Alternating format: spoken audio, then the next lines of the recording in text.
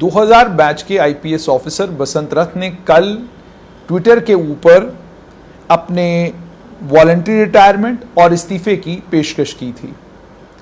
Twitter के ऊपर कल ये ड्राफ्ट उन्होंने अपना शेयर किया, जबकि जब आप ड्राफ्ट को पढ़ते हैं तो आपको पता चलता है कि सुबह 4:20 पर 25 जून 2022 को उन्होंने ये ड्राफ्ट लिखा, जिसमें उन्होंने साफ तौर पर ये कहा था कि मैं पुलिस सर्विस से रिजाइन करना चाहता हूं, मेरी इस गुजारिश को मेरा इस्तीफा या वॉलंटरी रिटायरमेंट समझा जाए। लेकिन उसके बाद ऐसा लगता है कि 2000 बैच के आईपीएस ऑफिसर बसंत रथ ने कानून पढ़ा होगा, या कुछ लोगों ने सुझाया होगा, या कुछ लोगों ने बताया होगा। आज उन्होंने दोबारा एक ट्वीट किया और ये इस ट्वीट में लिखा, prose should be clean, thank you doctor साहब for editing my first draft. Doctor साहब है कोई, अब ये भी गोपनीय है कि डॉक्टर साहब कौन है। जिन डॉक्टर साहब ने ये सलाह उनको दी है, सलाह देने के बाद उन्होंने दोबारा चीफ सेक्रेटरी के नाम पर एक चिट्ठी लिखी और इसको लेकर कहा, please accept my humble request for voluntary retirement from the Indian Police Service ahead of my service period. यानी मेरे रिटायरमेंट से पहले मैं voluntary retirement Indian Police Service से लेना चाहता हूं। मेरी इस गुजारिश को, मेरी इस हम्बल रिक्वेस्ट को आप एक्सेप्ट करें। I wish to join electoral politics in Jammu and Kashmir and Ladakh. मैं जम्मू कश्मीर में इलेक्टोरल पॉलिटिक्स, जम्मू कश्मीर लद्दाख में ज्वाइन करना चाहता हूं। यह भी बड़ा अहम है। जम्मू कश्मीर एक अलग यूनियन टेरिटरी है और लद्दाख एक अलग यूनियन टेरिटरी है। दोनों यूनियन टेरिटरियों को एक साथ अब उन्होंने कहा कि मैं यहां पर इलेक्टोरल पॉलिटिक्स करना चाहता हूं। I am indebted to the government of India for giving me the privilege to serve the people of Jammu and Kashmir and Ladakh as a member of Indian Police Service. Indian Police service के member के तौर पर मैं भारत सरकार का धन्यवाद करता हूं कि उन्होंने मुझे ये मौका दिया, ये प्रिविलेज दिया कि मैं जम्मू कश्मीर के लोगों की सेवा कर सका। It has been an honor to have served in the coveted IPS and I leave with some great sense of gratification and sense of an attainment that I gave my best to my people. ये बहुत मेरे लिए सौभाग्य की बात है कि मैंने आईपीएस में सर्व किया है और मैं इस चीज के साथ आईपीएस छोड़ रहा हूं। मैं अपने आप में ग्रेटिफाइड महसूस कर रहा हूं और मुझे महसूस हो रहा है कि मैंने बहुत कुछ पा लिया और मैंने अपने लोगों को अपना बेहतरीन दिया। I hope that you will accept my request voluntary retirement and oblige me. आप मेरी वॉलंटरी रिटायरमेंट की ये जो रिक्वेस्ट है आप इसको एक्सेप्ट करेंगे। Your sincerely Basant Rath, director general police और कमांडेंट जनरल होमगार्ड CD। उन्हें ये चिट्ठी उन्होंने लिखी है। मेरी कमांडेंट जनरल जो है होमगार्ड के हेमंत कुमार लोहिया, मेरी उनसे बात हुई। मैंने उनसे पूछा कि क्या कोई चिट्ठी बसंत कुमार रथ ने आपको लिखी है, तो उन्होंने कहा कि मेरे जम्मू ऑफिस में आईपीएस ऑफिसर बसंत कुमार रथ ने कुछ कागज तो दिए हैं, शायद वो कागज इसी उनकी वॉलंटरी रिटायरमेंट से जुड़े हुए होंगे या कुछ और हो सकते हैं, लेकिन कुछ कागज मेरे जम्मू के दफ्तर में वो देकर गए हैं। तो इस बात की पुष्टि हुई है कि जो वॉलंटरी रिटायरमेंट की चिट्ठी बसंत कुमार रथ ने लिखी है उसे अमेंड भी 25 जून को ही किया है। यानी इस चिट्ठी में भी डेट 26 की नहीं है, आज 27 की नहीं है, ये 25 जून को ही ड्राफ्ट लिखा गया और 25 जून को ये ड्राफ्ट अमेंड हुआ। और ड्राफ्ट अमेंड करने के बाद अब जो जानकारी मिल रही है उसमें साफ तौर पर यह बताया जा रहा है कि शायद बसंत कुमार रथ ने कोई कागज हेमंत कुमार लोहिया के जम्मू के दफ्तर में दिए हैं। अब वो कागज उनकी वॉलंटरी रिटायरमेंट से पर्टेन करते हैं या किसी और चीज से पर्टेन करते हैं, उसकी कोई पुष्टि उन्होंने नहीं की, क्योंकि उन्होंने कहा कि मैंने कागज देखे नहीं है, लेकिन कोई कागज तो जरूर दिए हैं। खबर शहर में गर्म यह है कि बसंत कुमार रथ जो है राजनीति में आ सकते हैं और संभवतः राजनीति में आकर कंट्रीब्यूट कर सकते हैं, घाटी में जाकर राजनीति करने की कोशिश भी कर सकते हैं। लेकिन जो लोग आईपीएस ऑफिसर बसंत कुमार रथ के टेम्परामेंट से वाकिफ हैं, उस टेम्परामेंट को लेकर लोग ये कहते हैं क्या वो राजनीति में सफल होंगे। और ये भी उन्हें यहां पर आपको दोबारा बताएं कि केंद्रीय गृह मंत्रालय ने 2020 में उनको ग्रॉस मिसकंडक्ट के लिए जुलाई 8, 2020 को उन्हें सस्पेंड किया था और ये सस्पेंशन 14 दिन बाद हुई थी, जब उन्होंने एक फॉर्मल कंप्लेंट जो है वो डीजीपी दिलबाग सिंह के खिलाफ की थी। और उसके बाद सोशल मीडिया के ऊपर एक टिफ चला था उनका 2020 में, वॉर ऑफ, जब उनके बीच में जुबानी जंग शुरू हुई। उस जुबानी जंग में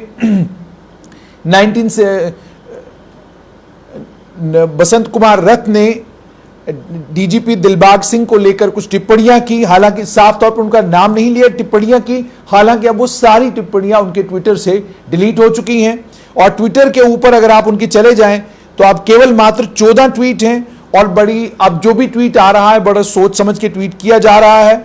2000 बैच के आईपीएस ऑफिसर हैं बसंत कुमार रथ, और इसके सिर्फ कंट्रोवर्सी के लिए कुछ नए नहीं है।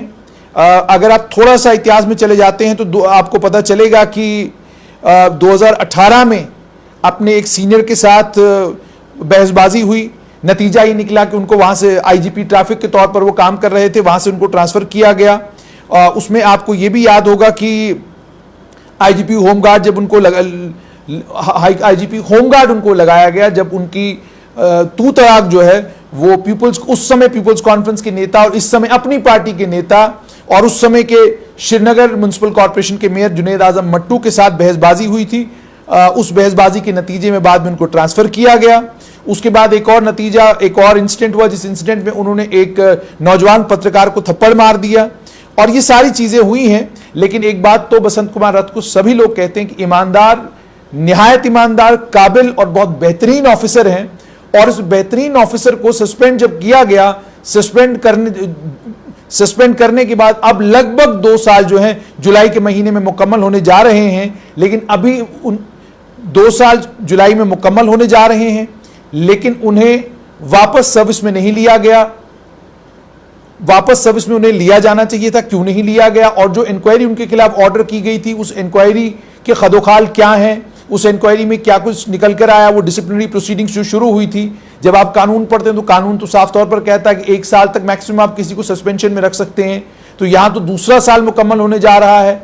तो इतना लंबा पीरियड जो सस्पेंशन का, इस लंबे सस्पेंशन के पीरियड के दौरान इतना लंबे पीरियड के सस्पेंशन में क्यों रखा गया? लोग ये भी सवाल पूछते हैं। लेकिन अब अहम बात ये कि आखिरकार पक क्या रहा है? क्या कोई सियासी खिचड़ी है जो नई दिल्ली से पक रही है? और अगर वाकई नई दिल्ली से कोई सियासी खिचड़ी पक रही है तो सियासी खिचड़ी में बसंत कुमार रथ का क्या रोल होगा? इसमें कोई शक नहीं कि घाटी में उनका एक असर है। बहुत बड़ी तादाद में घाटी के नौजवान हैं जो बसंत कुमार रथ के साथ कनेक्टेड हैं, सोशल मीडिया के जरिए, ट्विटर के जरिए। लेकिन घाटी के नौजवानों को ऑलरेडी एक तल्ख तजुर्बा हो चुका है। इससे पहले भी एक आईएएस ऑफिसर ने वॉलंटरी रिटायरमेंट लिया और रिटायरमेंट लेने के बाद वो मैदान में उतरे, सियासत की, और सियासत करने के बाद वो लंबे अरसे तक सियासत नहीं कर सके, और उसके बाद जाकर उन्होंने सियासत से भी इस्तीफा दे दिया और अब दोबारा सर्विसेज में आ चुके हैं। उस तल्ख तजुर्बे के बाद एक आईपीएस ऑफिसर पर यकीन करना, क्या ये मुमकिन हो पाएगा जम्मू कश्मीर, खासकर वादी कश्मीर के नौजवानों के लिए?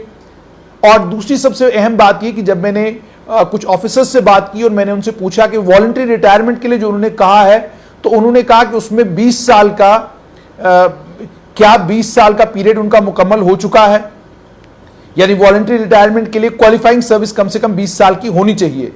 तो अब जब हम 20 साल गिनते हैं तो 2000 में बसंत कुमार रथ ने जब ज्वाइन किया तब से लेकर आज तक सितंबर 2020 में उनके 20 साल मुकम्मल हो जाते हैं, लेकिन वो जुलाई से सस्पेंशन में है, तो 2 महीने का गैप है और उसके बाद अभी तक उनकी सस्पेंशन रिवोक नहीं की गई है।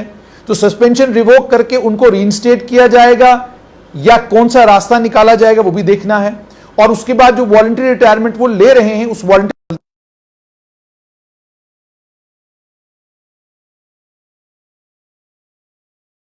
क्वालिफाइंग सर्विस उनकी बनती है, ये तमाम चीजें भी देखनी है। लेकिन वॉलंटरी रिटायरमेंट के लिए जो उन्होंने अप्लाई किया है वो साफ तौर पे 2 चीजें दर्शाता। एक तो ये कि बसंत कुमार रथ वाकई वॉलंटरी रिटायरमेंट चाहते हैं और नौकरी छोड़कर राजनीति में आना चाहते हैं, ये बात तो उनकी चिट्ठियों से साफ होती है।